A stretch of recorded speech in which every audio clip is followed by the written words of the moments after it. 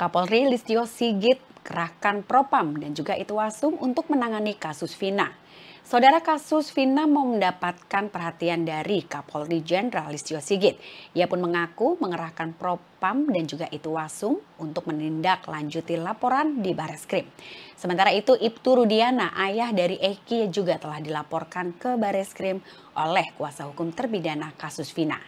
Dikutip dari tribunnews.com, hal itu disampaikan oleh Listio Sigit di kawasan Ancol, Jakarta Utara pada Rabu 17 Juli.